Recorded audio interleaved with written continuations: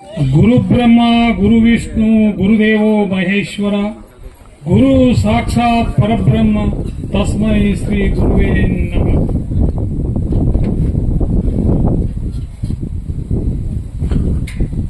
ಗುರು ಪೂರ್ಣಿಮೆಯ ಪವಿತ್ರ ದಿನದಂದು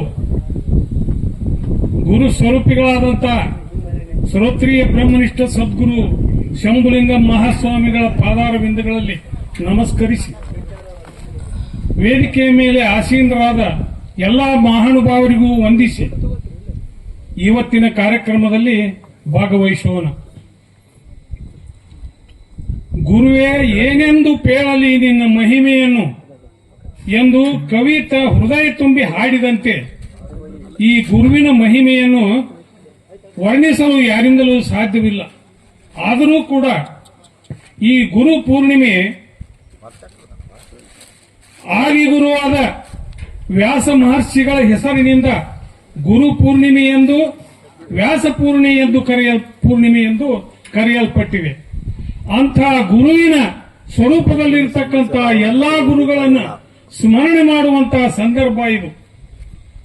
ಅದಕ್ಕೆ ಇಲ್ಲಿ ಗುರುವಿನ ಮಹಿಮೆಯನ್ನು ಹೇಳಿಕೊಂಡು ಬಂದಿದ್ದಾರೆ. ಕರುಣೆ, ಸತ್ಕಲೆ, ಶಾಸ್ತ್ರ ಪರಿಣತೆ, ನಿರಾಶೆ, ಸುಮುಖತ್ವ, ಸುಂದರತೆ ಇವು ಗುರುವಿನ ಲಕ್ಷಣಗಳು. ಇವು ಯಾರಲ್ಲಿ ಇವೆಯೋ ಅವರೇ ಗುರುಗಳು. ಅದನ್ನ ಅನುಭವ ಸಾರದಲ್ಲಿ ಶ್ರೀಮನ್ ನಿಜಗುಂಡರು ಇದನ್ನ ಹೇಳ್ಕೊಂಡು ಬಂದಿದ್ದಾರೆ. ಅದರಂತೆ ಗುರು ಅಂತ ಅಂದ್ರೆ ಕತ್ತಲೆಯನ್ನು ಕಳೆಯುವಂತ, ಅಜ್ಞಾನವೆಂಬ ಕತ್ತಲೆಯನ್ನು ಕಳೆಯುವಂತ, ಸುಜ್ಞಾನವೆಂಬ ಪ್ರಕಾಶವನ್ನು ಬೆಳಗುವಂತ ಗುರುವೇ ಗುರು ಸ್ವರೂಪ. ಇದನ್ನ ಗುರು ಸ್ವರೂಪಿಗಳಾದಂತ ಸನ್ಮಾನ್ಯರು ಅನೇಕರಿರಬಹುದು ಈ ಜಗತ್ತಿನಲ್ಲಿ. ಆದರೆ ಎಲ್ಲಕ್ಕಿಂತ ಎಲ್ಲರಲ್ಲಿ ಇದನ್ನ ಸರಿಸಾಟಿಯಾಗಿ ನಾವು ಹೋಲಿಸಲು ಬರುವುದಿಲ್ಲ. ಆದಿಗುರುವಾದ ವ್ಯಾಸ ಮಹರ್ಷಿಗಳನ್ನ ನಾವು ಸ್ಮರಿಸಿದಂತೆ ವ್ಯಾಸ ಮಹರ್ಷಿಗಳ ನೆನಪಿನಲ್ಲಿ ನಾವು ಉಳಿದ ಗುರುಗಳನ್ನು ಸ್ಮರಣೆ ಮಾಡಲು ಈ ಗುರು ಪೂರ್ಣಿಮೆಯನ್ನ, ಈ ವ್ಯಾಸ ಪೂರ್ಣಿಮೆಯನ್ನ ನಾವು ಆಚರಣೆಯಲ್ಲಿ ತಂದಿದ್ದೇವೆ. ಇದು ಸಾವಿರಾರು ವರ್ಷಗಳಿಂದ ಆಚರಣೆಯಲ್ಲಿ ಇರತಕ್ಕಂತ ಒಂದು ಘಟನೆ. ಆದ್ದರಿಂದ ಇಲ್ಲಿ ಗುರುವನ್ನು ಸ್ಮರಿಸುತ್ತಾ, ಗುರುವನ್ನು ಹೊಗಳುತ್ತಾ ಅವರ ಸ್ಮರಣೆಯಲ್ಲಿ ಇರತಕ್ಕಂತ ಈ ದಿನವೇ ಗುರು ಸ್ಮರಣೆ. ಇದಕ್ಕೆ ಒಂದು ಉತ್ತಮ ಉದಾಹರಣೆ ನನಗೆ ನೆನಪಾಗ್ತಾ ಇದೆ. ಈ ಶಂಭುಲಿಂಗ ಸ್ವಾಮಿಗಳ ಒಡನಾಟದಲ್ಲಿ ನಾನು ಬಹಳ ದಿನ ಇದ್ದೆ.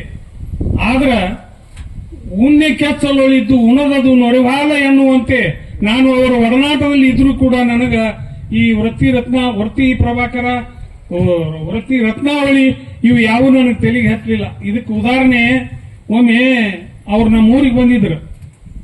ನನಗ ಶಾಸ್ತ್ರ ಕಲಿಸಬೇಕಂತ ಬಂದಿದ್ರತ್ತ ನನಗ ಅನುಭವ. ಅಂತ ಸಮಯದೊಳಗ ಅವರು ನಮ್ಮ ಊರಿಗೆ ಬಂದ್ರು, ಈ ವೃತ್ತಿ ರತ್ನಾವಳಿ ಪ್ರಾರಂಭ ಮಾಡಿದ್ರು. ಆ ಟೈಮ್ದಾಗ ನನಗೊಂದು ಮಹತ್ವದ ಕೆಲಸ ಬಂದ ನಾನು ಜಮಖಂಡಿಗೆ ಹೋದ್ನಿ. ಅಲ್ಲಿ ಜಮಖಂಡ್ಯಾಗ ನನಗಿಂತ ಮೊದಲು ಒಂದ್ 2 ದಿನ ಶಾಸ್ತ್ರ ಕೇಳಿ ಇದ್ದವ ಅಲ್ಲಿ ಜಮಖಂಡ್ಯಾಗ ಭೇಟಿ ಆದ. ಅವೇನು ಒಬ್ಬ ಶರಣರು ಅವ್ರು ಏನ್ ಹೇಳಿದ್ರು ಅಂದ್ರ, ಶಂಭುಲಿಂಗ ಅದಾನೋ ಹೋಗ್ಯಾನೋ ಅಂದ್ರ ಹೋಗಿದ್ರ ಊರಿಗೆ ಬರವ, ಇದ್ರ ಇನ್ನ ಬರಂಗಿಲ್ಲ. ಆ ಒಂದು ಉದ್ದೇಶದಿಂದ ಇಟ್ಕೊಂಡು ನಾನು ಕೇಳಿದ್ರ ಅವ್ರು. ಅದಕ್ಕೆ ಇನ್ನ ಅದಾರ ಅಂತ ಅನ್ಕೂಲ ಅವ ಹತ್ತವಾದ. ಹಿಂಗ ಘಟನೆ ಯಾಕ? ಶಾಸ್ತ್ರ ಎಲ್ಲರಿಗೂ ಹತ್ತುದಿಲ್ಲ, ಎಲ್ಲರಿಗೂ ತಿಳಿಯುದಿಲ್ಲ.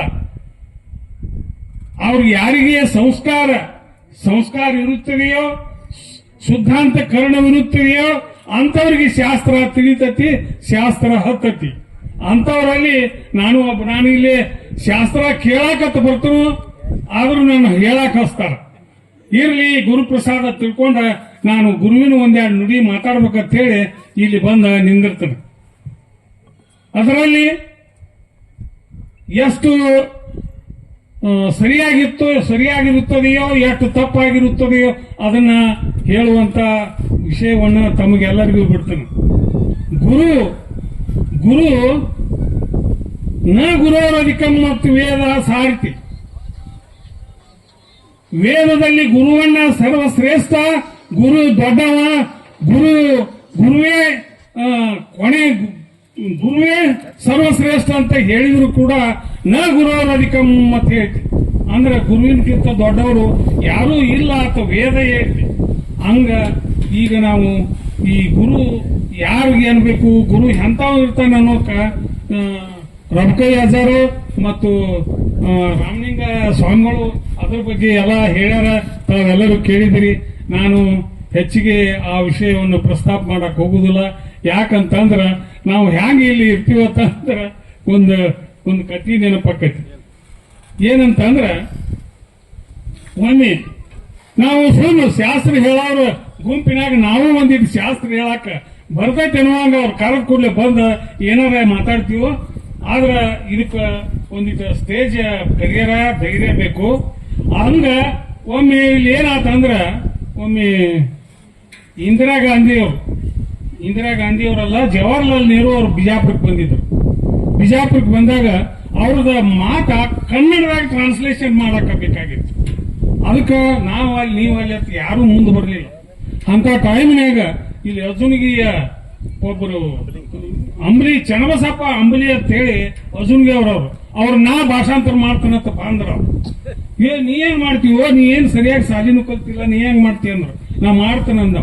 ಹೆಂಗ್ ಮಾಡ್ತೀಯ ಅಂತ ಕೇಳಿದ್ರು. ಅವ್ನು ಹೇಳಿದ, ಇಲ್ಲೇ ಮುಂದ್ ಕೂತವ್ರಿಗೆ ನೇರು ಏನ್ ಮಾತಾಡ್ತಾನೆ ಅನ್ನೋದು ತಿಳಿದಿಲ್ಲ, ನಾ ಏನ್ ಮಾತಾಡ್ತಾನೆ ಅನ್ನೋದು ನೇರಿಗೂ ತಿಳಿದಿಲ್ಲ.